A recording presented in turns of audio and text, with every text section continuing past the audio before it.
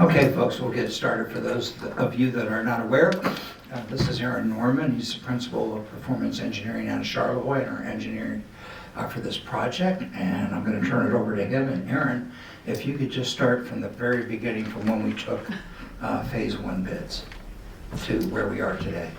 And then we'll talk about phase two. Okay, first of all, sorry for being late here. So we put the phase one project out to bid in 3 separate contracts. There's a contract that's includes a lot of directionally drilled low pressure sewer, which is kind of the Columbus Beach Club area mainly. And then there's a gravity sewer contract that's mainly the neighborhoods, and it's the traditional 8-inch sewer pipe and manholes. So those are the 2 collection systems. And then the wastewater treatment plant was its own contract.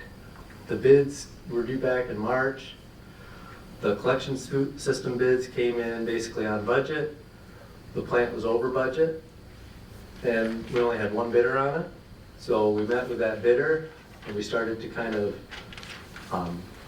do a combination of value engineering and scope reduction to weed the project down to something that was fundable. We went through a few iterations with them, and we finally arrived at a project cost that was within the funding obligations that we had obtained from 2020 or whatever. 21, yes, one there. So the phase one project, we put together award recommendations, the budget, all the financial information that went back to the USDA and EGLE and the EPA, the funding agencies. And they reviewed it. They've concurred with the funding being adequate for the project. The one piece to it is that part of that, making it fit into the budget, is contingency money, which is we're required to keep some excess money in case there's unanticipated cost in the project during construction. So right now there's $266,000 that is contingency in it, and that money right now would come from money that the township has already spent on the project that they would not get reimbursed unless the project came in on or under the original budget, or once we pull phase 2 in, there's enough overlap at the plant that you can use some of the contingency money for overruns at the plant.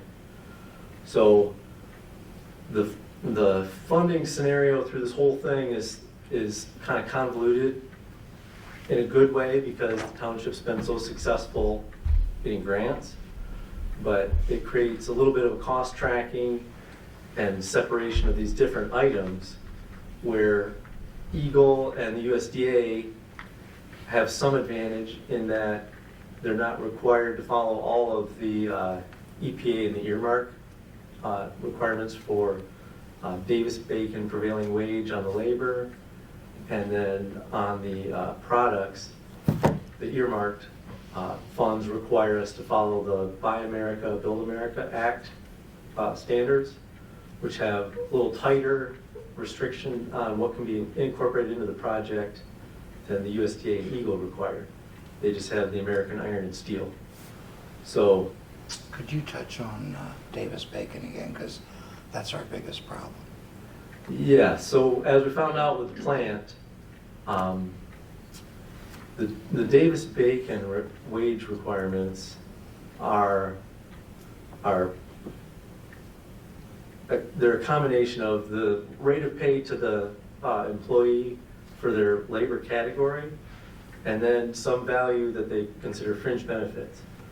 So the contractor has to either pay the employee the equivalent of that base wage plus the fringes, or give them fringe benefits that total up to that amount.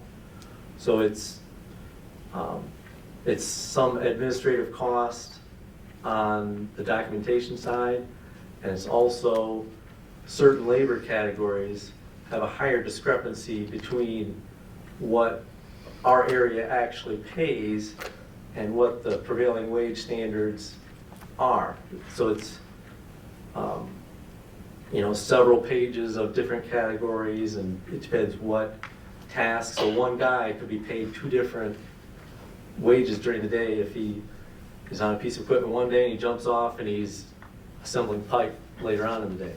So it's an overhead built into those contracts that was part of the process we went through with the contractor for the plant, was separating those things out. It was part of how we got the project down, able to move forward.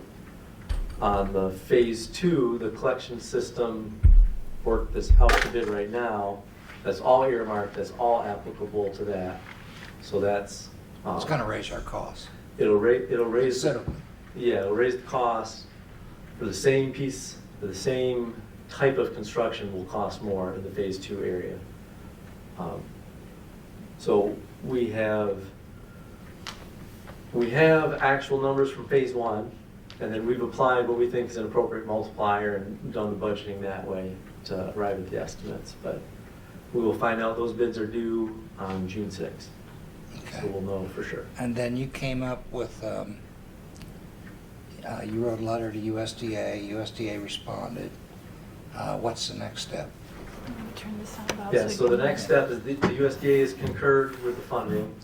So what we have is we have an award recommendation to the township that says we have these 3 contracts for phase 1.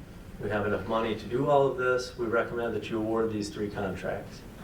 So internally, we've kind of discussed the pros and cons of the timing of all this. But because we're going through the special assessment process, it's not crucial that the township board makes the award tonight, because you're still working through the special assessment. So they have the ability to wait and see how the phase 2 numbers land before you make the actual award for these. So you could wait and know the total price if you want to. So our bond council recommended that we do the SAD first, see how it goes, what objections we're going to get, what kind of public info we're going to get, and then decide on the board recommendations. Yep, so in early June, you'd be through that, you'd know your cost for phase 2, there'd be no more unknown pieces, and you could make your award and move forward. So those that know about the EGLE grant in the phase 1 area,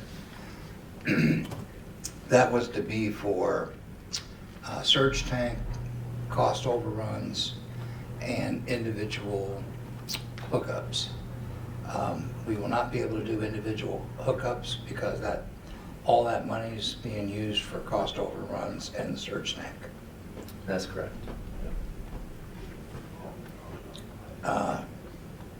Any questions for our engineer? Anything else?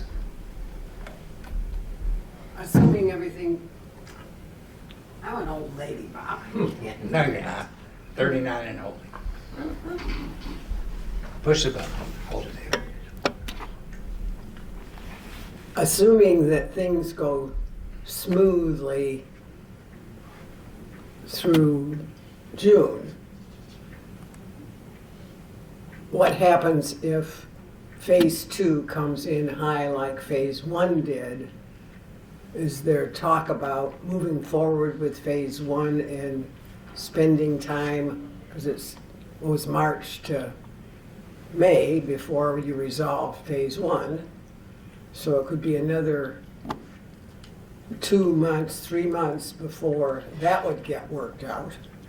Is there any thought about separating them and then starting one with the thought that maybe we would still have time to do the collection system before winter shut down or whatever is going to happen, and then phase 2 collection system might start beginning of next year? Yeah, so they still are separated, okay? Except for the plant. Except for the plant. Yeah, the plant is one project. We got USDA to agree to do that, to Yeah. save a lot of money.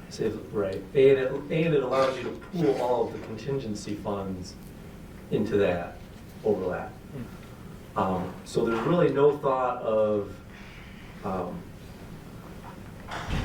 separating them in a significant way. but they are planned to be still phased into construction. So the phase 1 has a earlier completion date than the phase 2. Okay. And,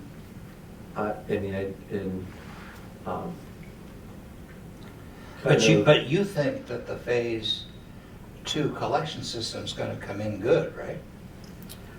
Because it surprised us on phase 1, right? yes, the collection system work in phase 1 came in on budget. So we've added a percentage that we think would apply to cover the Davis-Bacon wage increases and have that pumped in at this time. So we have what we feel is a strong budget for phase 2 right now. And then the other thing you have for phase 2 is phase 2 was fully funded on the original budget through a USDA loan. And then after those $5.5 million were allocated to the project, the township received another $3.5 million in grant funds. So you'd have to be $3.5 million over to not have enough money to do phase 2. Okay. So the only question, I'm sorry to Yeah, interrupt. no, go ahead. The only question for phase 2 is, will this board and the public accept the increased costs? Because of Because of Bacon, Davis-Bacon mostly. However, we don't sit still around here, and we've asked EPA to move the recently congressionally legislated $1 million over to phase 2. Did you want to talk about our contingency shortage? People need to know that. Yeah, so the contingency shortage, the way we've handled it or addressed it, it's really the issue is in phase 1 because of the duplication of funds where there's a loan for phase 2 and then the grant came in after the fact. In phase 1, they gave a grant and loan as a concurrent package, so we didn't have the same level of contingency funding in there. So by pulling in the reserves out of the equalization tank, the EAGLE grant, to use the bulk of the cost overrun, we were left with about $266,000 that the township has already spent on the project that is being put forward as the contingency money out of the sewer funds, the township sewer funds. And as I said earlier, if everything works out perfectly and it's on budget or under, the township would be able to get those monies reimbursed to them, replace it into the sewer fund, you just carry on as you would have. If you end up using them, let's say you used all of them, what would happen is the township would then have to formulate their own internal plan through their rates and fees and the sewer bills and say, well, we want to replenish this $266,000 over the next 5 years or 10 years or whatever the time frame is, and that would have to be part of your sewer rates fees. So it's not that you can't recover it, it would just, you'd have to pick a time horizon to be able to do it. But we've already paid about, We paid the 266 in Yeah, phase about 1. 450? Mhm. About 450 so far. Yeah, so 266 in the phase 1 and then another 200 in phase 2. So in phase 2, you should be able to get all of that back. Well, I'll always be hopeful, but one of the things that's important, the township cannot assess itself. So the only, so let's say the RU is 18,000, and let's make it 20 so it's easier to calculate. And the township has bathrooms somewhere, and there are 5 RUs, so the township should throw in $100,000. Well, it doesn't work that way. The bond council will not allow us to assess the township. Now, the township can pay its share of O&M costs, but we cannot assess ourselves. We can contribute.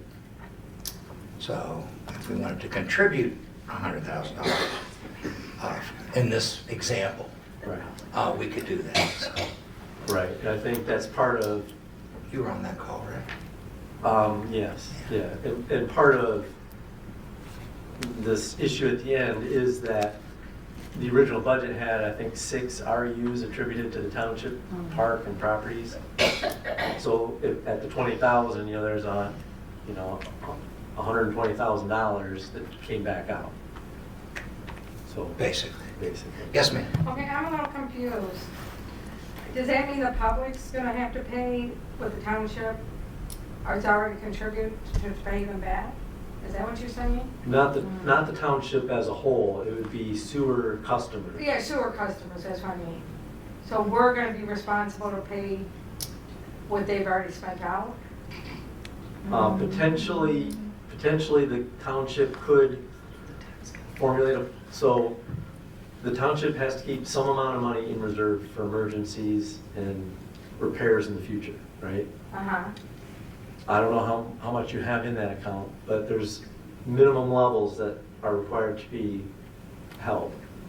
So part of your rates and fee structure always includes money that's being set aside into this account.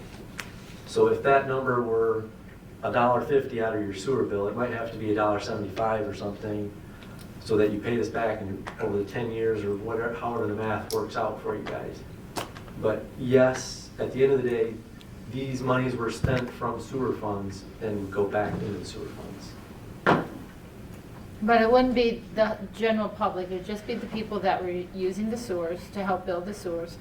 And it doesn't mean that that money would be spent. It just means it's a contingency in case things go over. And it may not go over 266,000, might only go over 25,000, may go 25,000 less, who knows? It's just that we have to have some money in reserve for unknown situations that come up, and that's where we have to draw the money. That's the only place to draw the money from at this point. And it seems like it's a lot of money, and it is, but over 10 years, with how many people are going to be on the sewer system at that point? 750 REU. Yeah, 750 REUs. 700 REU. It wouldn't take much of a Do it in 5 raise years. to replenish that amount of money over like a 10-year plan or whatever. So that's what we're talking about. We have pulled funding, and let's make this really, let's put it down. We have pulled money from the state, Eagle. We have pulled money from the USDA. We have pulled money from earmarks from Washington, D.C. Twice. And we have gone everywhere and anywhere we can to try and get this as affordable as possible. Without that extra funding, especially from Washington, D.C., it would be unaffordable. Our goal is to try and make it as affordable as possible. And I think we're hitting very, very close to what we projected even just a few years ago before COVID and before the inflation hit us and everything. And that's what we've been dealing with, is inflation. The other thing about the Davis-Bacon Act is that because we pulled money from the federal government, they're requiring us to do the prevailing wage. Prevailing wage is a hard hit up in northern Michigan because we're not used to spending that kind of money up here for that kind of job. But we're required to do it for the part that is using that earmark. So basically, in your mind, think of the plant, because this would only be considered for the plant, right? We're gonna have to put an imaginary line, like a ribbon, down the middle. If you work on this side, you get the wages from that was bid. If you work on that side of the line, you get prevailing wage. That's basically what we're talking about. And that is what's raised the cost of this project so much, because we have to pay downstate wages and fringe benefits that we're not used to paying up here. And that's what's kicking us in the butt. But without the money from Washington, D.C., it would be totally unaffordable. We wouldn't be here today. The cost would probably be $40,000 per REU. Nobody can pay that. We wouldn't want you to have to pay that. We're in a situation right now that the money was available and we got it, but there's always hooks. When you get money from somewhere else, there's requirements that we have to go by to get it. And so we have to weigh, is it worth it or not? But we're pretty darn close to where we projected this cost to be for the individual homeowner of what it was 5 years ago. Well, excuse my language, but we're damn close. You know, we've worked damn hard to get it that way. And so it's going to be up to the people eventually, but we're being honest where the money's coming from, what the requirements, the hooks that we have to go by in order to get that money, and what it's costing you. It might cost you, $2, $3 more a month in order to get it. It won't take long to replenish that over 10 years with 700 RUs in the mix, but the cost is what the cost. I mean, you go get bread is higher, milk's higher, everything's higher, and we have to try to weigh it and try to get it down as much as possible, and that's where we're at. So I'm just trying to be honest with everybody where we're at. So. But having said all that, I think we have a very, very good, reasonable chance of getting this funding moved over. Mm-hmm. And that would leave us, even if we used all of the contingency, 600? Maybe? Yeah. Over 600? Over 600. Right. And that plant now is aging. Mm-hmm. If you go online and look at the revenue and expenditure report, you can see that our maintenance costs on that plant are rising considerably. We had to spend a lot of money this year on pumps, a lot of money, replacement pumps, a lot of money on pump repair. And we have a screen that, screens out everything from rags to God knows what. Gosh knows what. Yeah. That no longer is operational. They're doing it twice a day by hand. That's a $200,000 replacement. We're trying to find something a little more reasonable. So our contractor's been to see the new one in Sheboygan, the new one in Petoskey. So if we are able to get that money moved over, and even if we aren't able to move it specifically over to phase 2, we can still use it for plant improvements according to the way it was submitted. And I've talked to EPA about this 3 or 4 times now. So at some point in the future, hopefully next year, regardless of whether we're over or not, that $1 million will be able to be used for a new screen. We need an additional shed that was not built the first time. But now we need it even bigger to store chemicals, to store the portable generators. We need an extra generator. We need more pumps on the shelf. So all that money that we got in the recent congressional legislation can be used for that. And that's really going to help the whole system because, like I said, it is aging. And we are starting to see the problems. The average lifespan of a pump is 10 years. 10 years. Well, it's 10 years. And the reason why we needed to look at some kind of additional storage there at the plant, excuse me, whether it's an add-on to the building itself or whether it's a pole building or in a garage that's near there, is because right now they're getting their chemicals in like 5-gallon containers. When we add these 2 sewer projects together and it increases the RUs so much, they're going to have to get the same chemicals in 50-gallon barrels. That's what it is. And so we have to have a place to put that that's safe because a lot of these are toxic chemicals. So we have to have a safe place for our workers at the plant to be able to move around the barrels and be able to work and have the room to store it. So that's why we're looking at an additional to the storage to the building. And whether it's accommodating an add-on to the building itself or a storage unit near there, and that will probably be determined at the time.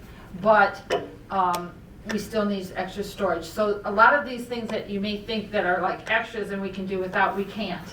We just can't. We've been told by the EPA and stuff, we have to have safe storage for our chemicals and a safe place for our workers to be.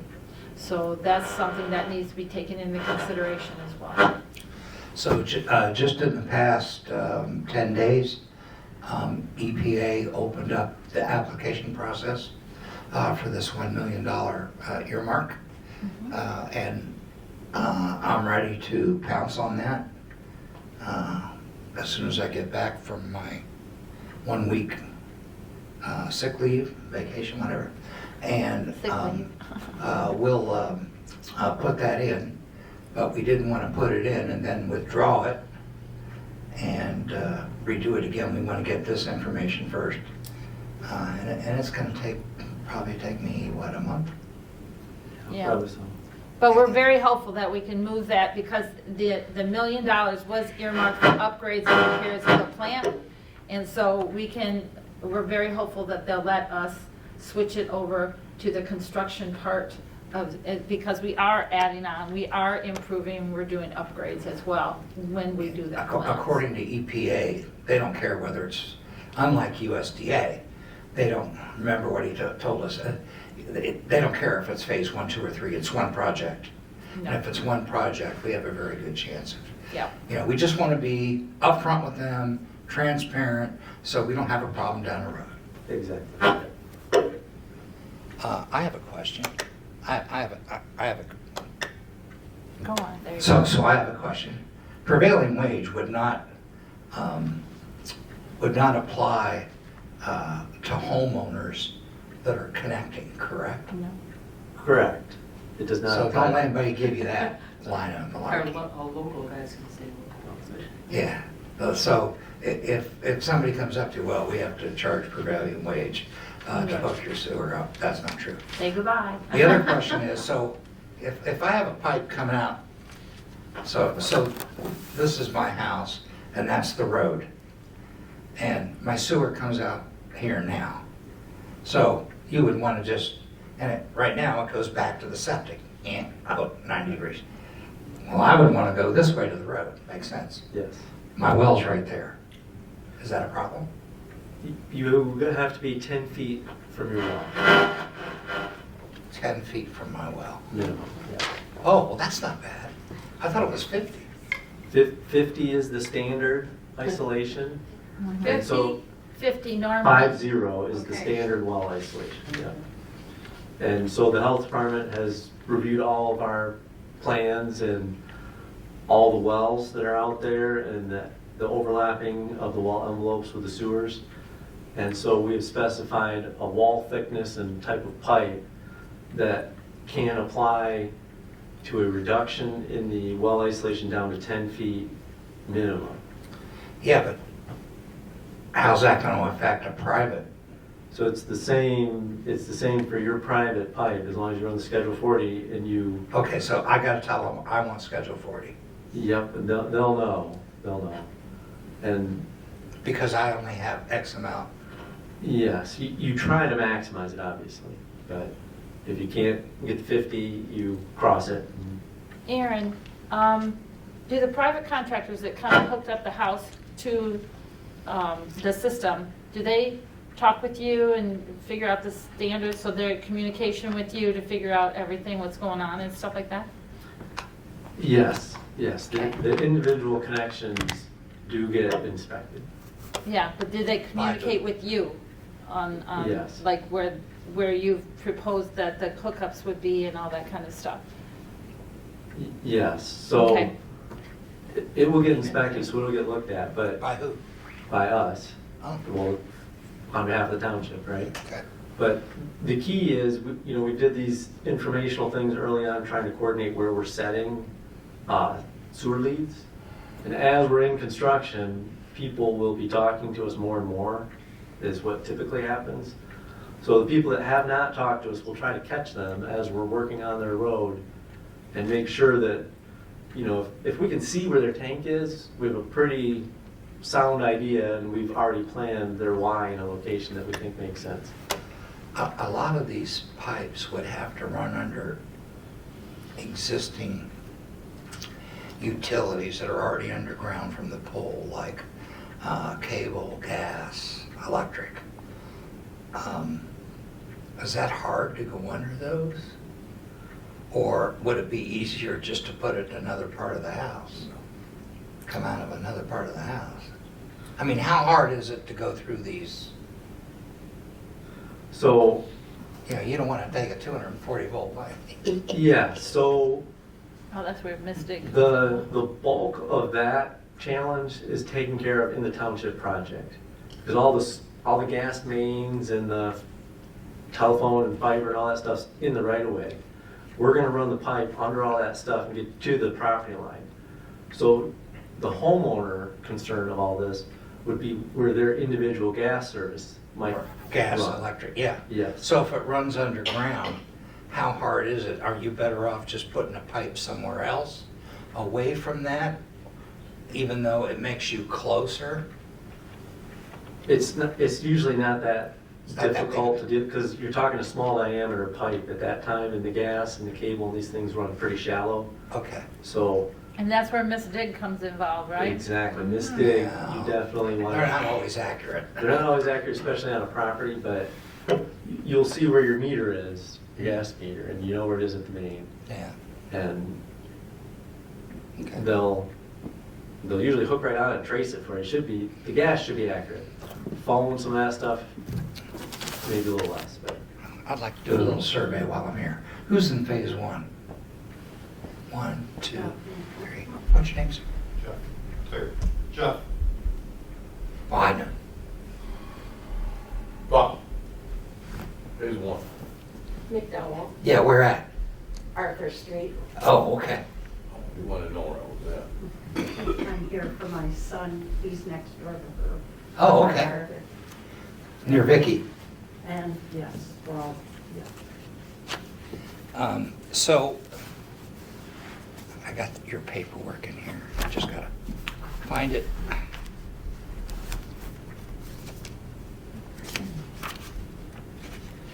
So, if you'd like some more information and you have access to the internet, you can go to the webpage, and at the very top of the webpage, there are 4 buttons. One says minutes, the other one says jobs. The top one now says sewer info. Click on that. All these documents that are going to be discussed at the board meeting are on there. It's got, a little map. It has the letter from USDA with the costs. I did a little pro forma of what it would cost you if it passes tonight. The individual cost would be $18,372.20. If that eventually passes the board for phase one, you would divide that by 40 years, or you could pay it up front. The interest rate for phase one is only 2.75%, but it doesn't amortize like a car loan or a home loan. You divide this 18,000 whatever by 40 years, and then you add the interest onto it. So, for example,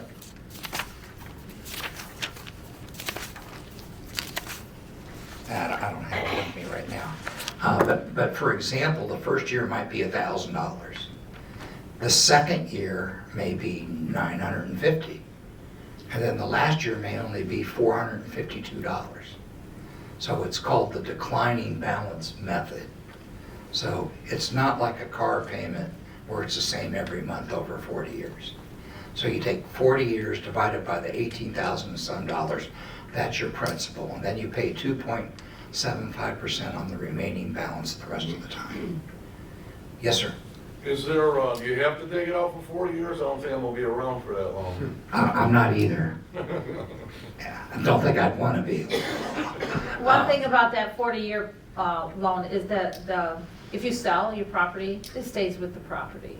I know, but I mean, can you take a 10-year loan out or? Well, the USDA offers you a 40-year loan. You don't have to do the USDA loan if you don't want to. You can go to Awaken or pay it in full or whatever you want to do, but you're going to get a higher interest rate if you go somewhere else to get a loan than you will with the USDA. And you can pay it off anytime you want, Oh, okay. so you don't have to.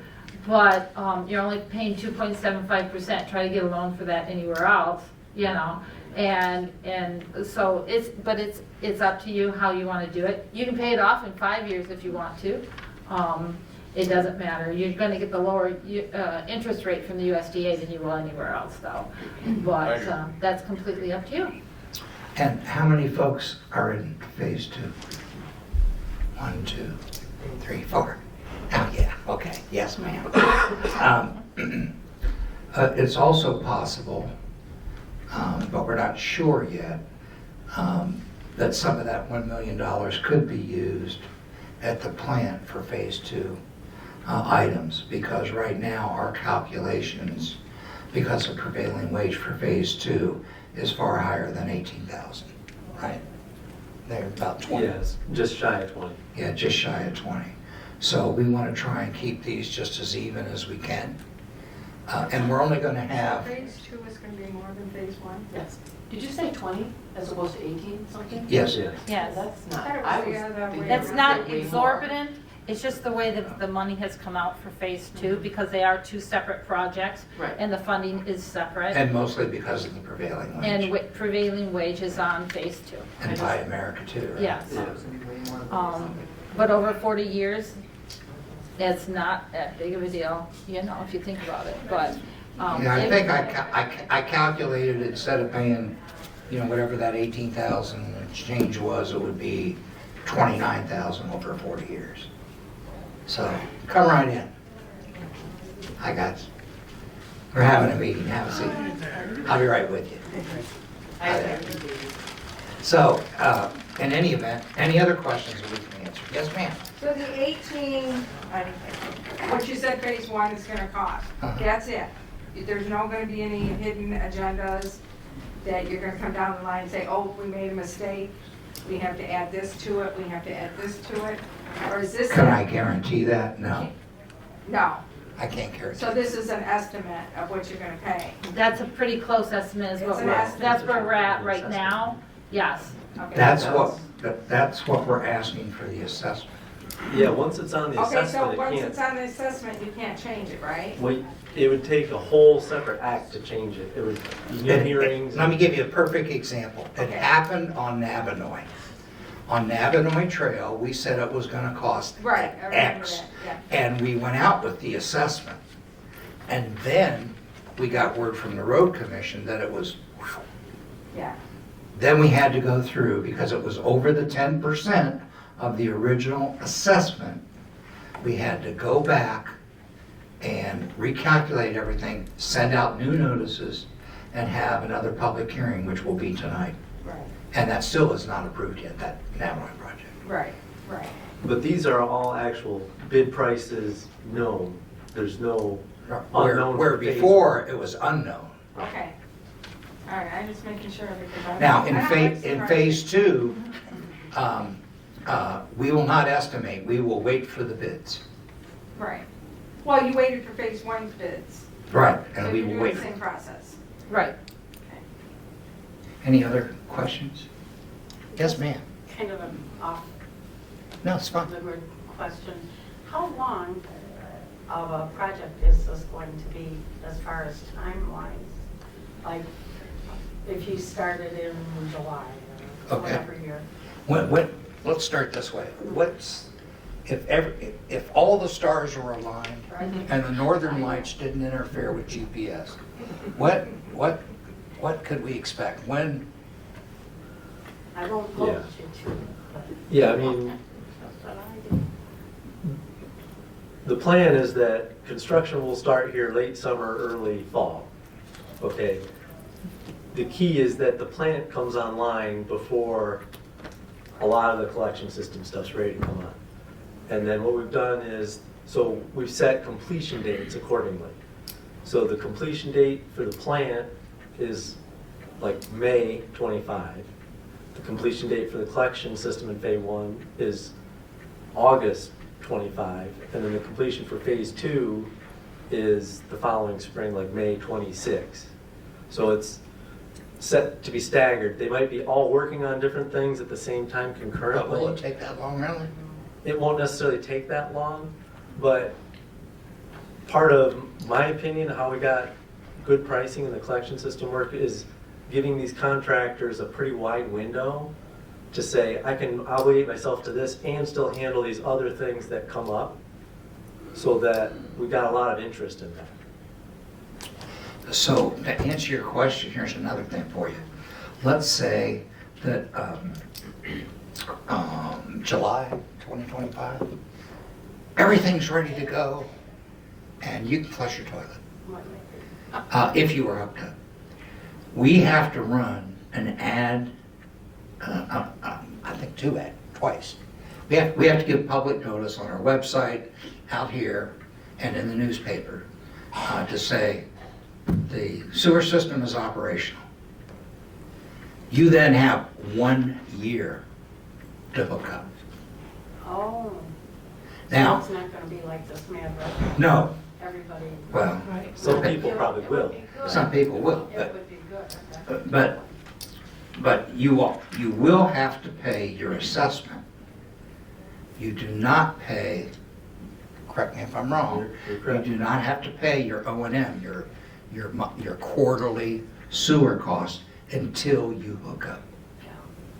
Yeah, that is. And they're not going to dig up everything all at the same time. So, I you know, just wondered you as being far over as- by Arthur Street, right? Yeah, maybe later than Columbus Beach because they're Well, gonna work through. or You're gonna vice have your versa. hands full over there because of the trees and Yeah. the Yeah. age. But they're And- not gonna dig up the whole section at one time.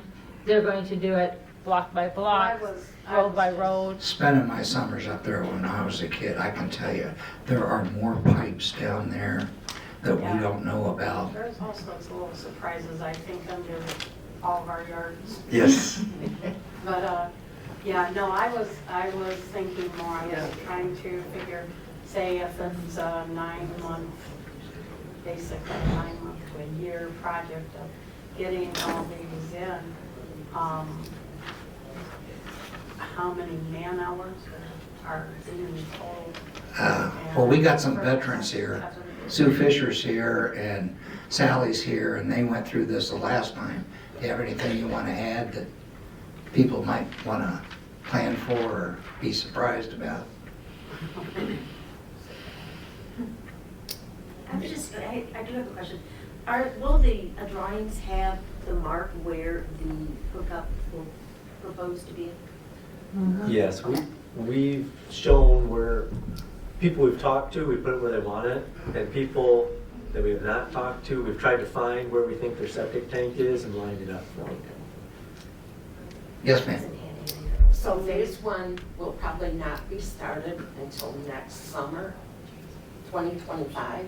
No, they're, No, we'll start. yeah, the phase 1 contractor, he calls me Every day. frequently, yeah, he wants to go, he's ready to go. Yeah, they're gonna get ready this summer to start on phase 1. Pardon? This summer for phase 1. Sally, you got anything? Enjoy the ride. I'm sorry? Enjoy the ride. Yes, it's an Um, e-ticket ride, isn't it? Well, I'm just glad I get to see shovels in the ground. That was my only intent to start with, so I couldn't be more happy. And I want to thank everybody that did a lot of work, even the previous board did a lot of work. And Chirp in the community. Where's Vicky? Vicky not here? Is She's she? in Ann Arbor, Oh, my. visiting her daughter. Is she all right? Yes, yeah, her daughter has a job in Ann Arbor, Washington. Okay. Wonderful. Okay. So, I'll help you. thank everybody, especially Chirp, and he's been great. I don't know whether you know it or not, but in order to help us with contingency, he cut several $100,000 out of his fee. Plus, he's been financing this. He's been self-financing his bills. We owe him a lot of money. The good news is, if and when we close on this USDA loan, it's going to replenish our general fund to the tune of about $450,000. And hopefully we'll see that used on our various projects in the community and our infrastructure. So for me, it's an exciting time. But I will tell you, I've been through this on military bases, far bigger than Tuscarora Township. And when they start digging, there's going to be a lot of mad people. And, if you got a problem, come see us, come talk to us, we'll work through it. I know it'll be upsetting to you, and the customer is always right. The customer always has a 200 IQ, and people like me only have an IQ of 10, but please treat us. We'll figure it out. Yeah, treat us like little kids and we'll get through it. We'll figure it out. Right? Yeah, it's going to be exciting. It's going to be exasperating at the same time. But you got to look at the big picture that if this goes through, with the board has not voted on it yet, but if this goes through, it's going to be a step in the right direction for the community, I think. So many of the fields in these two districts are starting to fail, and we're trying to get it to the point that we don't have to close down our town, because that's, where we would be going if we didn't have this project right on. And we're on the cusp, we're on the cusp of actually making this happen. And like I said, at approximately the price that we were aiming for 5 years ago. That's astronomical. That's a huge, That's a huge miracle. feat. Nobody know. else has that. No, nobody has that. Yeah. Do you have any closing thoughts? Because we got to, No, but you're going to stay around. I will. Right. So again, I just wanted to leave you with it. Look, this is not going to be easy. It's going to be upsetting for a lot of people. Mistakes are going to be made. A tap might be put in the wrong place. I think you told that story, right? Where the taps were planned one place and should have been somewhere else. This guy's on the ground. He's local, relatively local. So unlike the last vendor. We keep reminding them that our past experience, right? Yeah, he's only a phone call away. Get your ass up here. Yeah. But in any event, just be patient, and we'll see how things go. We still have the entire special assessment process to go through, and I'll touch on that real quick. If the board decides to pass the resolution tonight, they will set a public hearing for June the 4th to approve the bids, and then we will start the process depending on the objections we have at the public hearing on June the 4th. The board may or may not decide to proceed on that very day, and then if they do decide to do that, we can close on the loan, correct? Yeah. Within 30 days. Yeah, there's some administrative things. Right, like the 35-day wait. Yep. Yeah, that just depends. So that means that early July, he might be. Just don't put any shovels in the ground on the 4th of July because we're going to have a lot of traffic.